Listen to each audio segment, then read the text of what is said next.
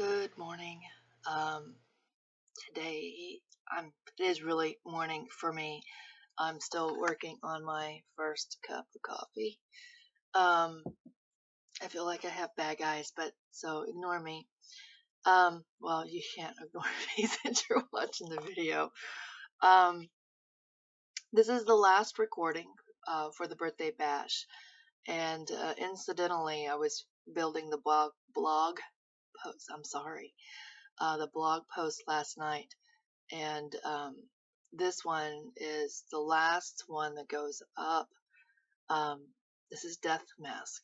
It is my upcoming release um, with less than three. I need to quit saying and I apologize. November 9th is the release date. It's I was reading a lot of motorcycle club books and was really frustrated because the majority of them are mainstream romance. And those who are within the male range are contemporary.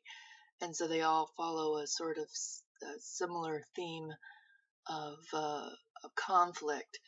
And I wanted something a little more. And if you follow my blog, you know that I read a lot of sci-fi, fantasy, urban fantasy. And, I read everything. And so I just wanted to read something different in the gay genre for motorcycle club books. And I pitched, sent a tweet to Less Than Three and said, hey, why don't you have this sub-call for this in an urban fantasy setting? And they said, yeah, sure, here you go. I'm like, oh man, I have to submit now. I just wanted somebody to write something that I wanted to read. And a lot of times I do that myself. If I want to read something, then I write it. So, so I got caught up in this Rough House Raiders is what the subcall was called. And I wish I had time to do more than one submission because I totally would have. But I didn't have time but for the one. And they were very generous in making sure that the submission word count was high enough so that I could actually complete something and send it to them. Because I have issues with short books. So it was a 40K limit, and I went a little bit over the 40K, but they said that was okay. So, this is part of Death Mask was devised when my dad passed away. He died of cancer. It'll be 2 years. His diagnosis will be in October, and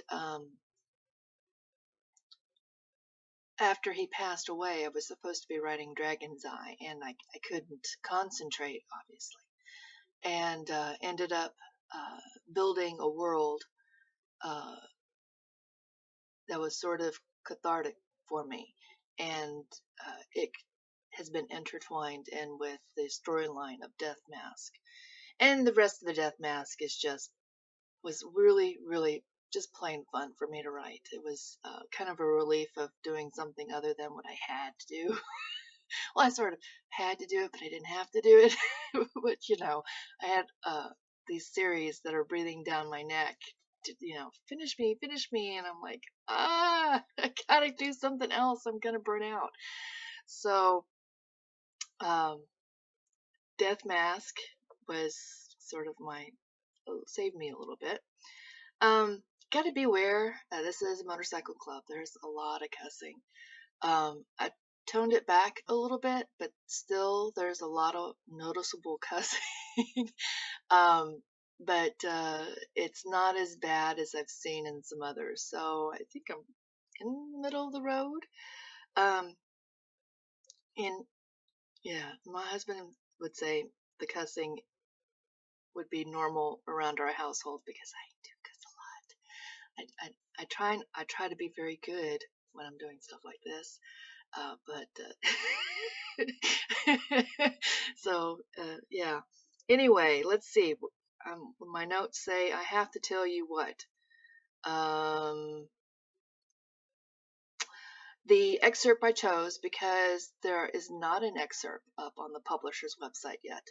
The excerpt I chose starts from the beginning, so nobody's seen it or read it or anything. So this will be new for everybody. And just kind of a warning, Misery is of Irish descent. And so I used, instead of shite, instead of asshole, arsehole. I don't have an Irish accent. I can't pretend to have an Irish accent.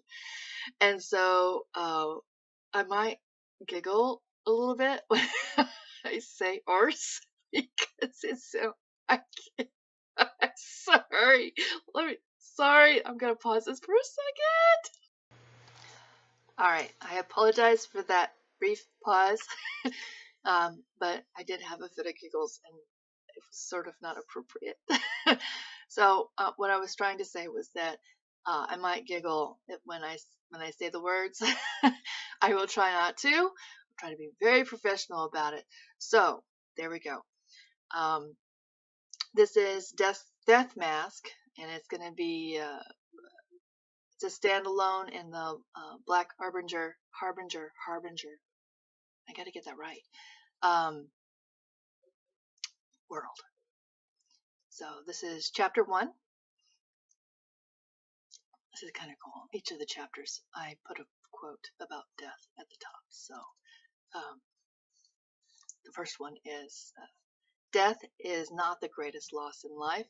The greatest loss is what dies inside of us while we live. The quote is from Norman Cousins.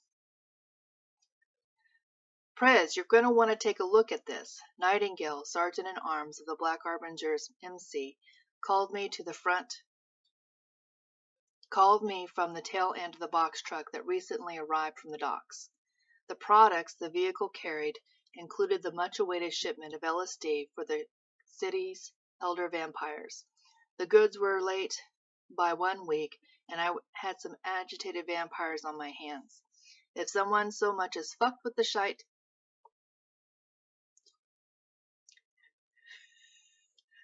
they would be in a world of hurt because I had no qualms feeding the arseholes to the bloodsuckers. Sorry.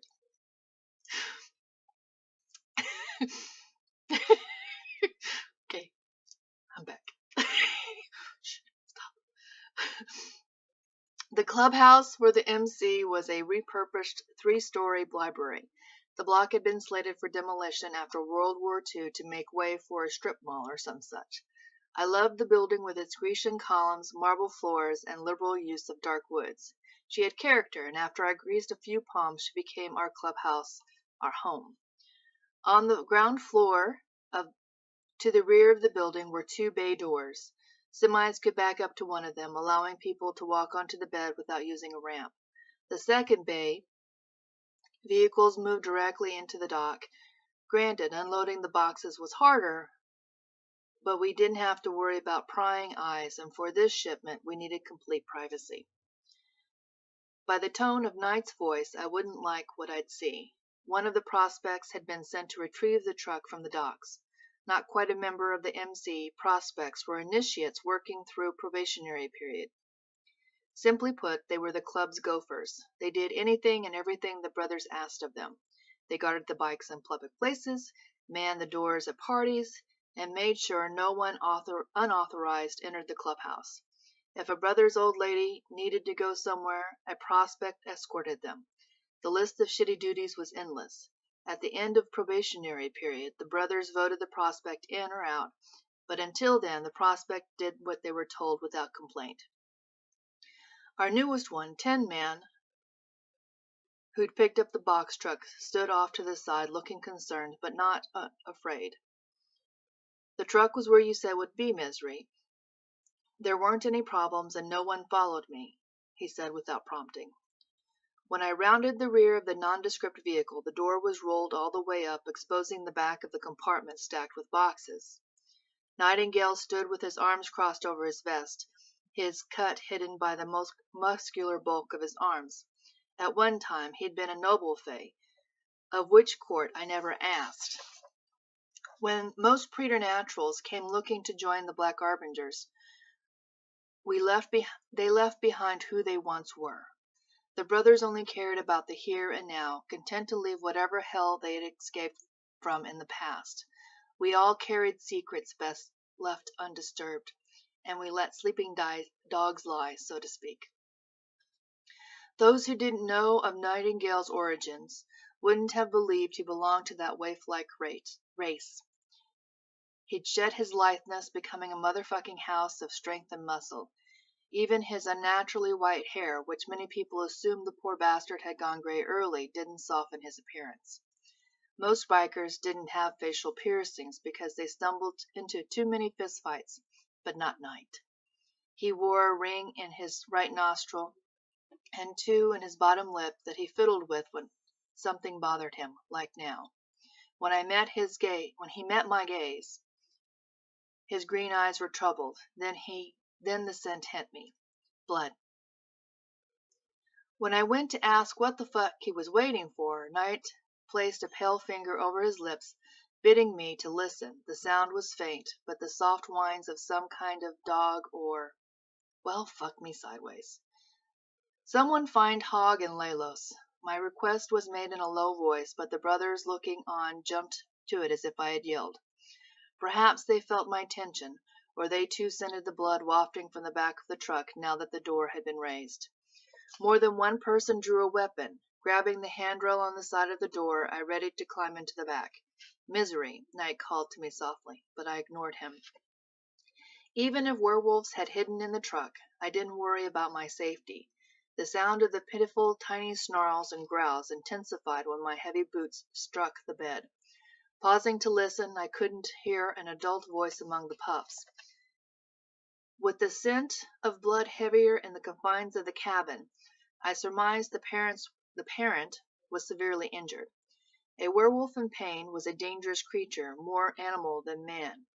Blinded by the agony, instinct would take over, and he or she would attack first to protect their young.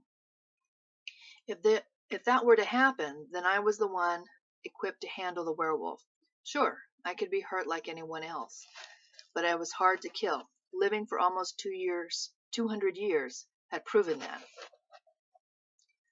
Listening intently, I heard 3, perhaps 4 distinct voices, which was a surprise. Nowadays, werewolves live longer than they did 500 years ago. When they became the stuff of folklore, people stopped hunting them. Since they lived a more peaceful existence, the number of litters they birthed dropped off to where pups were now born singly to couples every 100 years or so. The young were precious to the packs, and there being excuse me, allergies. The young were precious to the packs, and their being 4 together here made my skin crawl with foreboding. The day kept getting better and better. Grabbing a box of product, I crouched, handing it to Nightingale. Without being asked, several brothers jumped forward to help. Before Hogg and Lelos hurried onto the loading dock, I'd removed several rows of merchandise, uncovering a pocket. When I removed a box near the ceiling, instead of another being behind it, there was only darkness. The scent of blood was stronger, sharp and metallic, and fresh. The angry, frightened growls didn't sound menacing, but I still moved with caution, alert to any additional noises to help tell me whether or not the adult was conscious. I didn't want to lose fingers or an arm while moving the last of the barrier between the occupants and me. Hogg, the club's doctor and our only head witch, hopped onto the bed, his nose wrinkling in distaste. His short dark hair dripped as if he'd jumped out of the shower and neglected to dry off. He wasn't wearing his cut, the leather vest that held the motorcycle club's patch, only a pair of tattered jeans and boots. Hogg was a big man whose lazy rolling stroll and the size of his gut caused people to underestimate him. Lord help the poor bigot who called him fat. The last arsehole who did spend 2 months in the hospital. What the? Hogg didn't finish the statement. Lelos, the club VP, and my best friend leapt into the bed in one fluid movement, landing in a crouch in the back of the truck. With hair almost as red as my own, but his was short and artfully spiked, whereas mine was long and wiry. Many believed us to be blooded brothers. His visible scars and the intense alpha power rolling off of him made humans and preternaturals alike give the half-werewolf a wide berth. The only exception were full-blooded werewolves who felt they had to test the half-breed. Even though Lelos never lost, the pack shunned him because of his mongrel status. The tiny snarls turned to high whines, which Lelos answered with one of his own. Well, shite, Lelos rumbled when the pups went quiet. Let me misery. I stepped back, and Lelos removed the last 2 layers of boxes to reveal a goddamn nightmare. There on the floor lay a man, not an adult werewolf. His back was to us, with blood pooled around him, soaking his clothing. The werewolves paced between us and the man, tripping over the long dreads, tracking the blood all over the front of the box truck. With that much blood loss, the man should have been dead, but the slow rise and fall of his chest proved differently. Then I felt a hint of passive magic, sensing several life threads intertwined. Motherfucker, I said under my breath. The club didn't need this kind of trouble knocking on our door. The packs would demand a life for this broken law. Lelos, did the wee ones do what I think?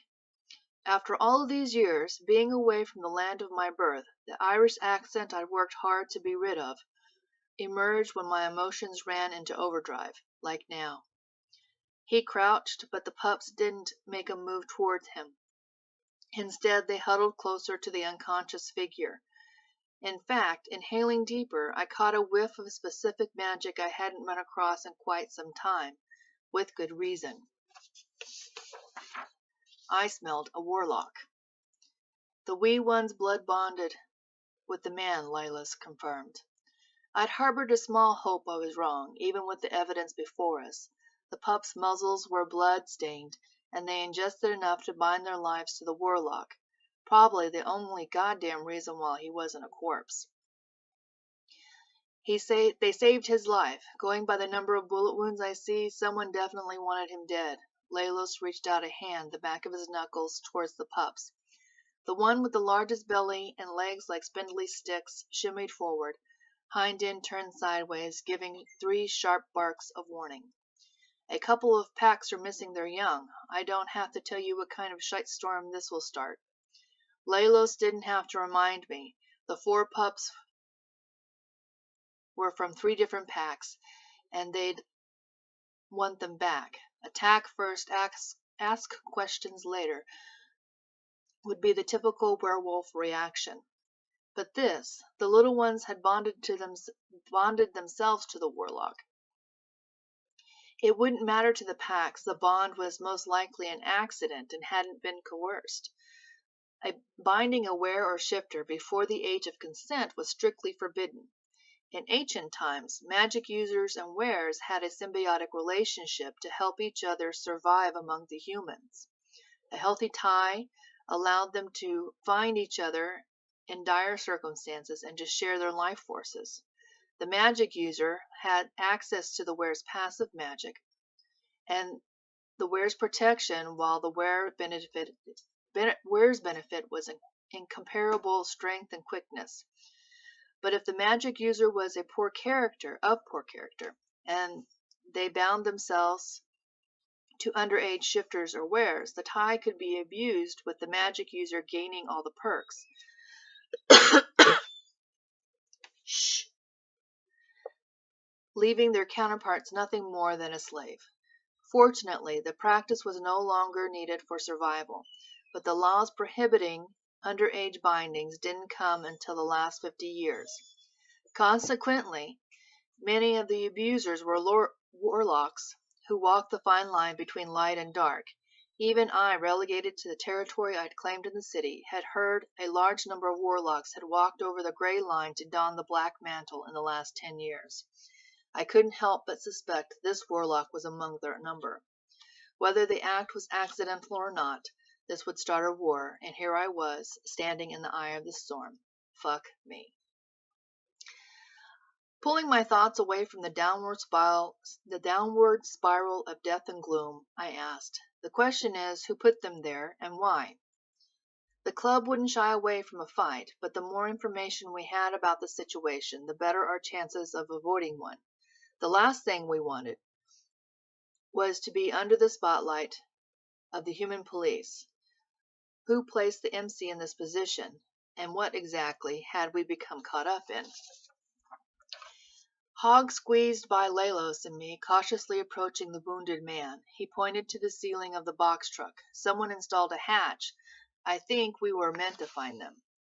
Sure enough, there above us was a partially open trap door. Bloody handprints and smears marred the edges as if after the man had lowered himself, he'd attempted to slide the door back in place. How had anyone known we'd use this particular moving truck today? We kept no fewer than 5 on the lot near the docks. Who was watching our activities knew our business so well they could engineer the hatch and make sure the front of the truck bed was empty of boxes. "Nightingale," I called to my sergeant-at-arms. "I'm on it, Misery. I'm sending London and Bogey back to the docks to see what they can dig up." Knight was already making the call. Even though the MC was one of the few who allowed women into the club, we called each other brothers regardless of gender. Often the women members were underestimated by outsiders, but London's trollish size would scare answers out of the most stalwart if Bogey couldn't sniff out the information. Ignoring the ferocious mini growls from the pups, I crossed to the figure on the floor. "That's enough," I chided the wee ones. I was spiraling into a bad mood, and I didn't have the patience to placate the little runts. The man's dark skin had a slight gray cast to it.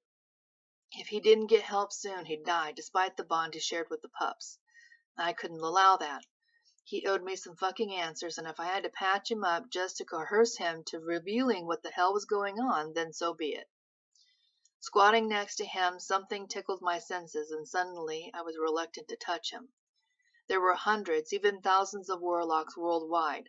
My family could always tell them apart from other magic users because their energies had individual signatures, a fingerprint I recognized if I crossed paths with that person. The energies coming off of him was one I encountered before, but decades had passed since I felt the warmth of his power against my skin. The remembered intimacy, something I'd worked hard to forget, pushed to the forefront, and my pulse jumped.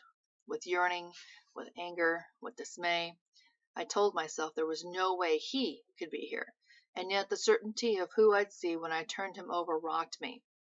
Goddamn, my instinct was never wrong, but I still argued with myself. Gritting my teeth, I rolled the man onto his back. The damage was worse than I had imagined. The person had been beaten to a bloody pulp, his face so swollen there was no way he could have opened his eyes if he'd wanted to.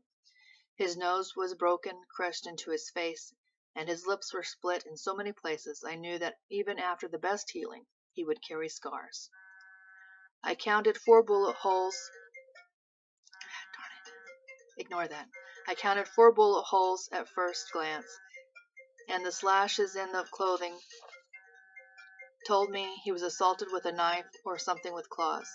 How in the hell was he even alive, much less able to climb on top of the truck and slip into the hatch? Hogg hunkered down beside me, whistling low. The sound roused the warlock, and he whimpered and wrenched away violently from my touch, his arms flailing blindly. God damn it, he was going to hurt himself more. "Stop!" I barked louder than I intended. The warlock tilted his head to the side, suddenly looking like one of his werepups. "We aren't going to hurt you." Again, a little bit of Irish lilt I usually suppressed, especially after I was kicked out of my mother's family and off the island of my birth, was suddenly thick upon my tongue, and as I attempted to recognize the man behind the bruised and swollen visage. Grim, the hope, the naked yearning in the man's voice rocked me. He thrust out his hand, blindly searching the air. Thank God I found you. Without thought, I caught his questing hand in my own before he fainted. For several long heartbeats, I didn't move, staring down at his finger bearing my father's fucking signet ring. So, I hope you guys have had a really good time with this birthday bash. Never did one before. I had no idea really what to do other than the video readings, which I thought would be fun, and they were certainly educational. I learned things about YouTube and how long it took to upload stuff, and how often I re-recorded stuff because I didn't like how I sounded, and it didn't get any better with each recording. So obviously it was a personal issue. There's one more day to the birthday bash. This would be posted on Friday, and so Saturday is the last day, and it is the tagline contest, which I hope you guys have a lot of fun with. I'm really looking forward to what everybody comes up with, and it could be fun, it could be serious, it could be, I don't know, just have fun with it. Because there'll probably end up being multiple winners since there's multiple whips that I need help with the taglines. So I guess this is goodbye for now, and I hope you guys have a wonderful day, and we'll talk to you later.